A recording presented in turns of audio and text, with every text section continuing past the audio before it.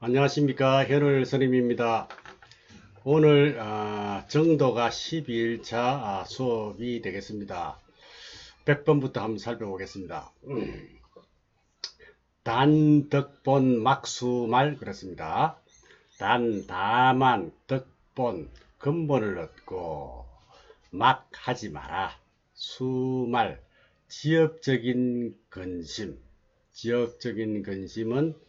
하지 마라.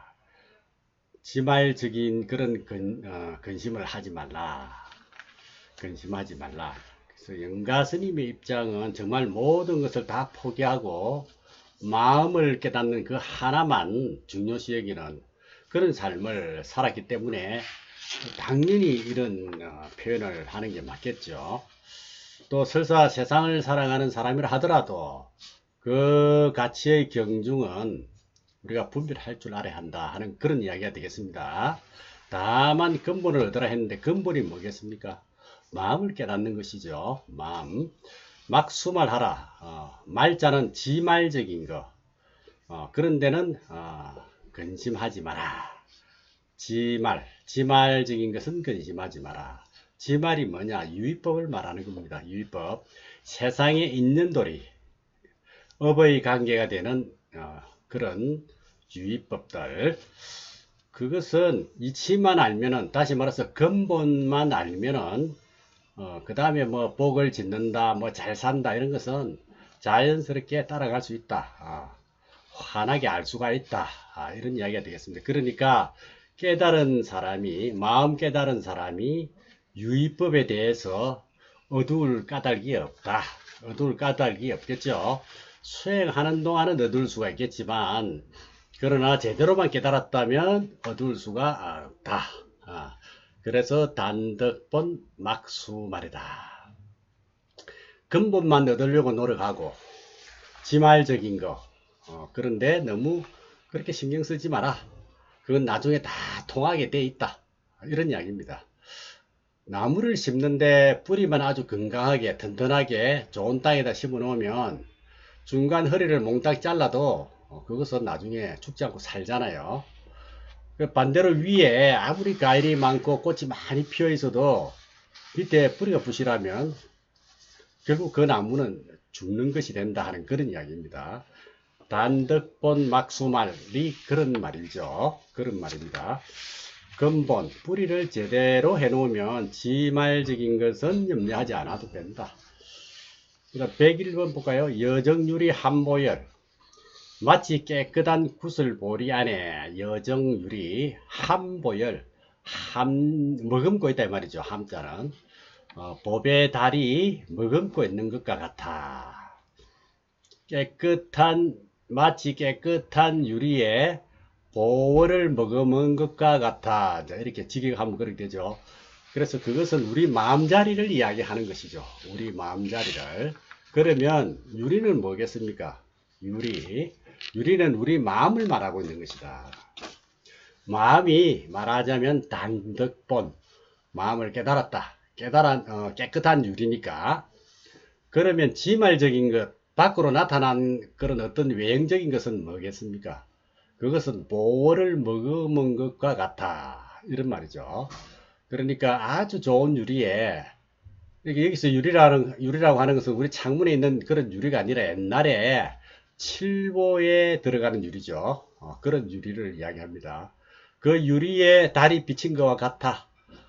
그러니까 유리만으로도 빛나는데 거기에다가 달이 탁 비춰 놓으면 어때요? 더 빛나겠죠. 금상첨화가 되겠죠. 그러니까 유의법도 완전하고 무의법도 완전하다.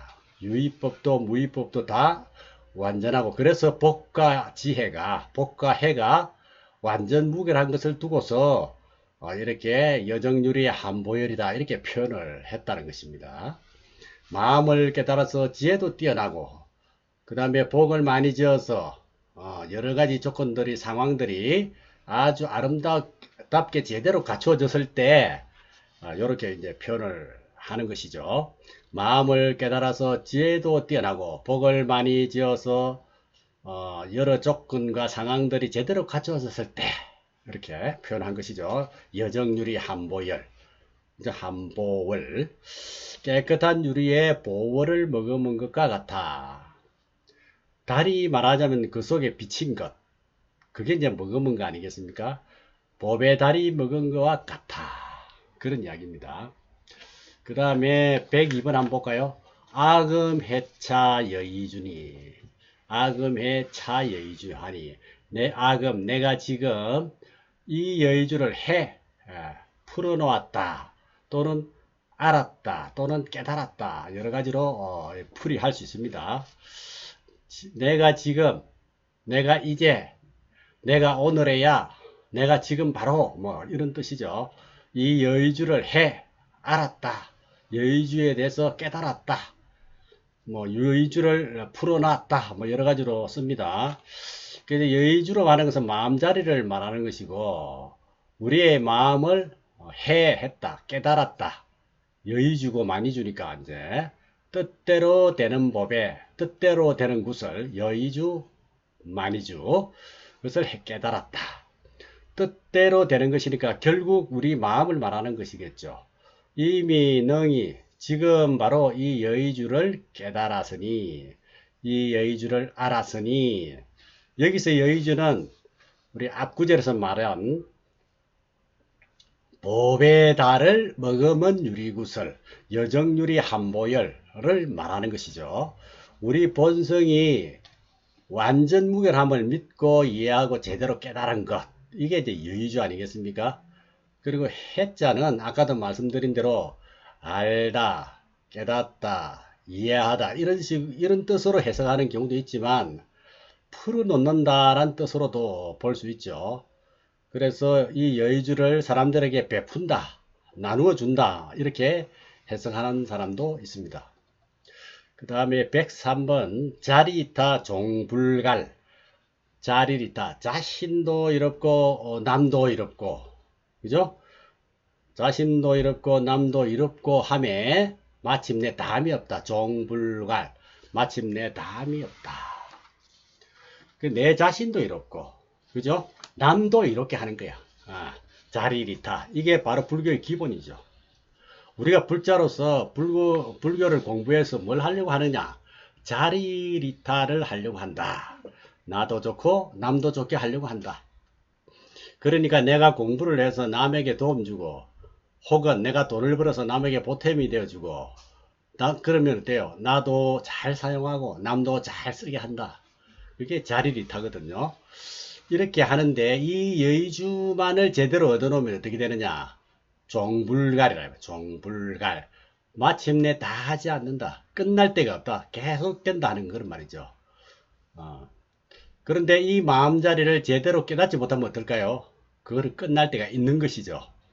그래서 그 도리를 모르고 써먹기만 하면 안 돼. 짓지 않으면은 끝날 때가 있다, 이래 되는 것이죠. 제대로 마음을 밝힌 사람이, 마음의 도리를 안 사람이 그럴 일은 없죠.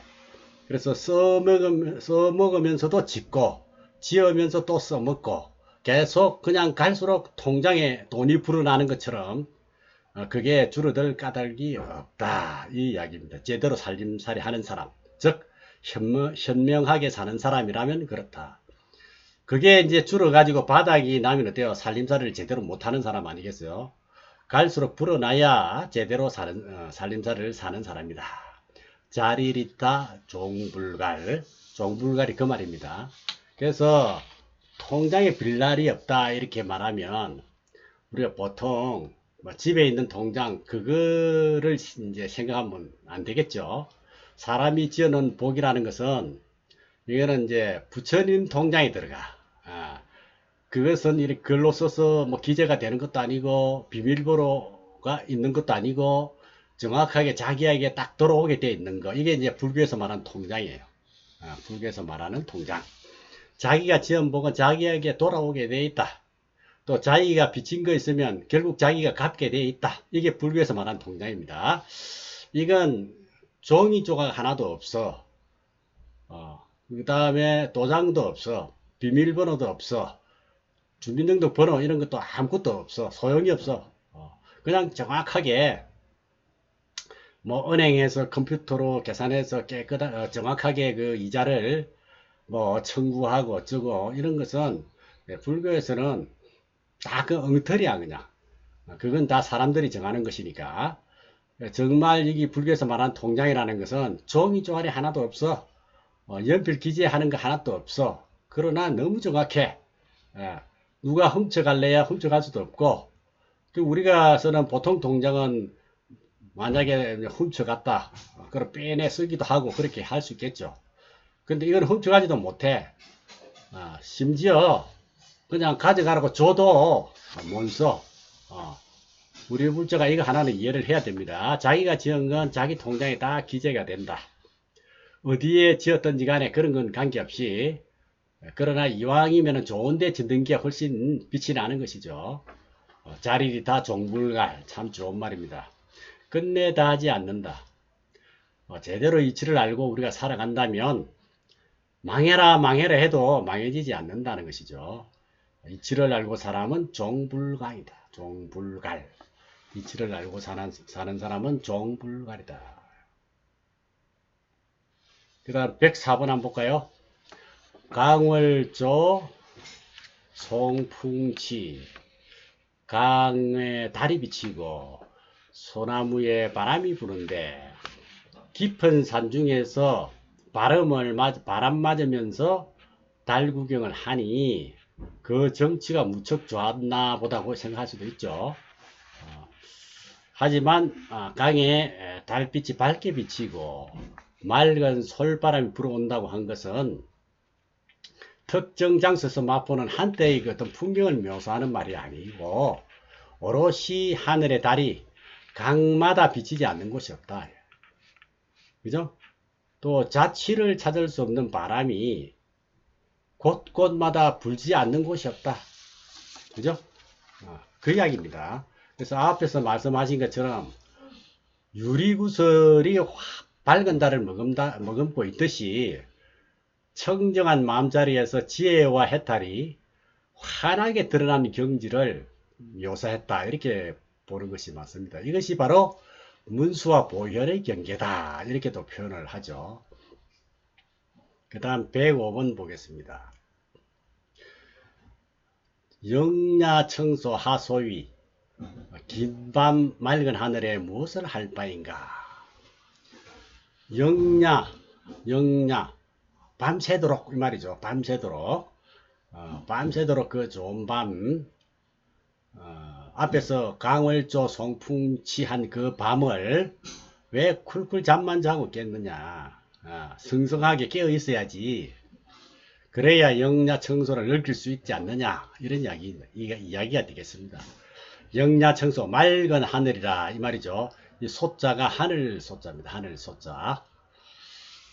긴밤 하늘 무엇을 할 것인가. 무엇을 할 것인가. 이게 무슨 말이죠? 표현이 시로 되었지만은 그대로가 문수보현 경계다. 이런 이야기예요. 강에 달이 비치고 소나무에 솔바람이 불고 저 밤 맑은 하늘 그대로 자연을 말하는 것이다. 자연 그대로 있는 그대로 말하는데 이것이 그대로 보현문수의 경계다. 앞에서도 보현문수의 경계라고 했는데 보현문수의 경계, 즉 지혜의 경계이고 또 부처의 경계다 하는 것이죠. 눈을 뜨고 거기에 관심을 가졌을 때, 이 마음의 가치에 관심을 가졌을 때 저 달빛도 눈에 들어오고 솔바람도 귀에 들어온다. 이런 이야기입니다. 그래서 뭡니까? 솔바람이라는 것은 소나무에 부는 바람을 솔바람이라고 표현을 했습니다. 그리고 이제 아주 맑은 밤에 신선한 공기가 그 보배로운 곳에서 더다시 할 것이 없는 하소위, 무엇을 할 바인가? 할 게 뭐가 있겠는가? 그냥 그대로 이 모습 이대로 완전 무결하다. 이런 말이죠. 하소위. 그래서 강월조 송풍치하고 영야청소 하소위한 이 모습 그대로 완전 무결하니까 아무것도 할 게 없다. 더 이상 뭐 바랄 게 없다. 이런 말이겠죠. 하소위라 하는 말은 아무것도 할 일이 없구나. 무엇을 할 것인가. 그러니까 육바라밀을 닦는다든가 뭐 복을 짓는다든가 그게 다 어줍지 않은 일이다 이 말입니다. 그죠? 이 경제는 그렇다. 마음의 경제에 대해서 제대로 눈이 열리고 어떤 안목이 깊어지면 이런 게 눈이 들어온다 이 말입니다. 강월조 송풍치 누구 시도 그런 게 있죠. 달이 그렇게 밝아도 예전에는 미처 쳐다볼 줄을 몰랐다. 그러나 지금이나 그때나 달은 떠 있는데도 그렇죠. 현대에 사는 사람들이 너무나 복잡하고 바쁘고 어쨌든 달 한번 제대로 쳐다볼 수 있는 기회가 없어. 별은 옛날이나 지금이나 어릴 때나 똑같이 그대로 돼. 똑같이 그대로인데 현대인들이 여러 가지 상황에 마음을 많이 빼앗기고 있다. 이렇게 말할 수가 있죠. 그래서 한강에 흘러가는 구름을 무심히 아무 조건 없이 아무 생각 없이 쳐다볼 수 있는 그런 마음의 여유가 없었다. 그런 이야기입니다. 영가 스님은 깊은 산 외진 골짜기에 운막 하나 지어놓고 겨우 어머님과 누님을 봉양하며 사셨다 그래요. 그러나 남들 눈에는 궁색하기 짝이 없는 삶이었겠죠. 하지만 정작 당신의 삶은 그렇지 않았다는 것이죠. 어딘들 밝은 달빛이 비치지 않고 어딘들 맑은 바람 불어오지 않겠느냐 이것이죠. 어떤 상황에서도 아무것도 부족할 것이 없고 꼭 해야 할 일도 없다는 것입니다. 실상을 깨달은 자의 여유이죠. 여유. 배울 것도 없고 할 일도 없는 한가한 도인, 즉 절학무의 한도인의 넉넉한 삶을 잘 표현하고 있다. 이렇게 말할 수 있겠습니다. 다음은 106번 보겠습니다. 불성계주 심지인. 불성이라고 하는 계의 구설은 심지인 마음의 도장이다. 자, 여기서 불성이다, 계주다 이런 것이 전부 마음의 땅, 마음 땅의 도장이다. 그러니까 심지다, 심인이다, 계주다, 불성이다 이게 전부 다 같은 말입니다. 또 진여, 보리, 열반 이게 다 같은 말이죠. 내 마음의 도장이다. 심인, 불성이라고 하든지 계주라고 하든지 계의 어떤 구설이라고 하든지 시민이라고 하든지 심지라고 하든지 또 무영수 그림자 없는 나무라 하든지 또 무저선이라 그러죠. 밑이 없는 배, 밑 없는 배라 하든지 온갖 표현들이 많습니다. 뭐 심지어 원각경에는 원각이라고 하기도 하고 보리라 하기도 하고 열반이라 하기도 하고 이름이 아주 많습니다. 그러나 결국 그 한 가지를 두고 하는 소리인데 그게 뭐냐? 내 것이다 이 말입니다. 내 것이다 하는 것입니다.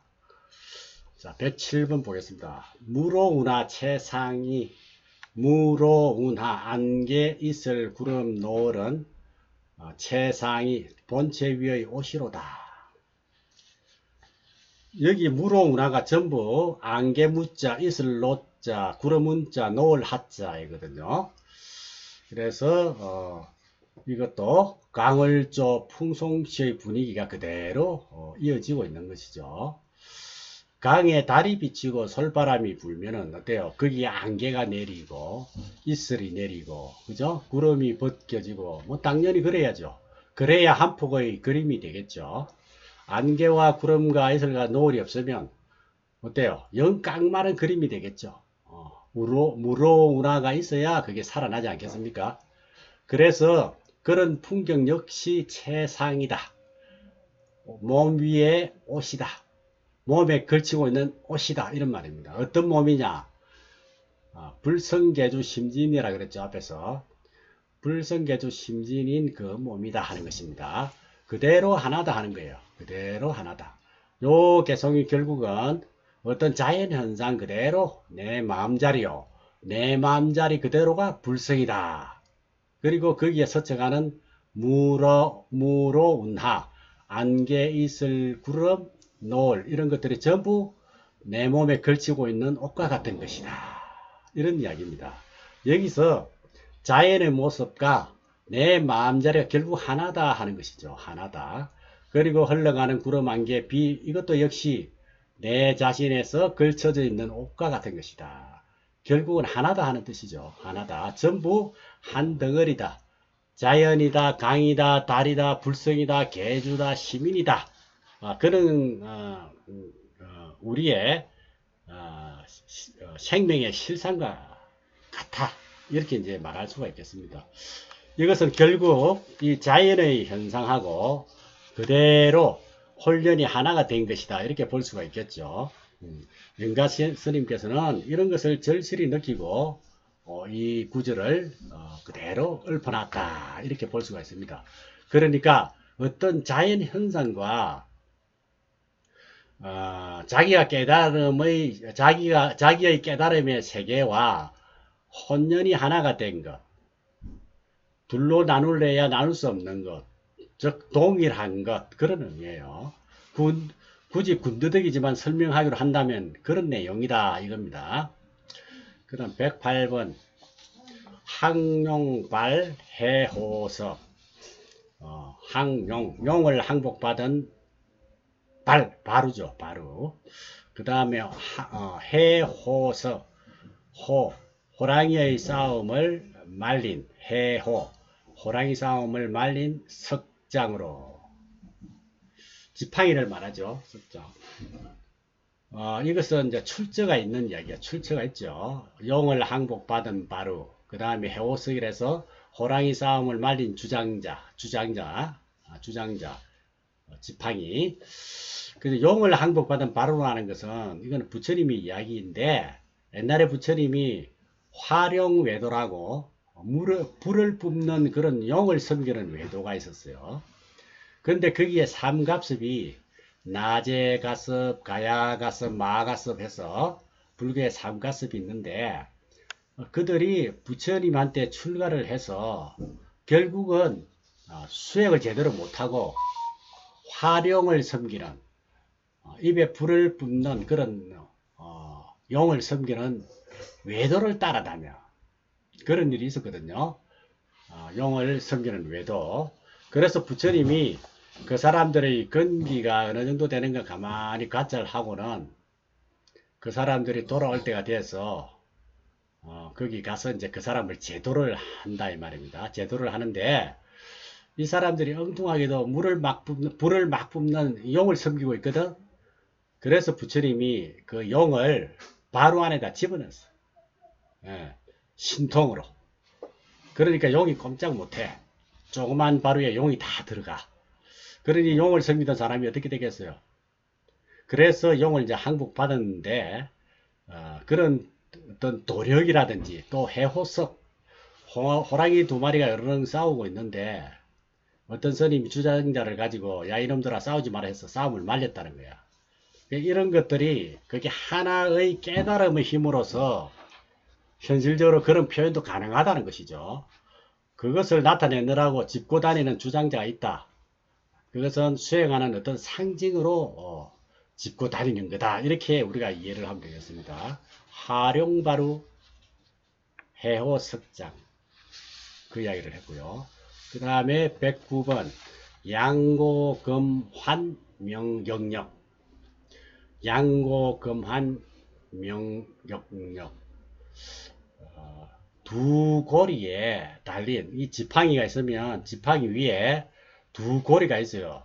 근데 그 두 고리 각각에 세 개의 고리를 또 달아놨어 밑에. 그러니까 합쳐서 6개의 고리가 이제 쇠로 되어 있으니까 금속으로 되어 있으니까 다니면서 흔들면 쩌렁쩌렁 울리겠죠. 지금 그런 이야기를 하는 겁니다. 두 고리에 6고리가 쩌렁쩌렁 울리는 것은 양고 그래서 맨 앞에 양고 양쪽으로 고리가 있고 그죠?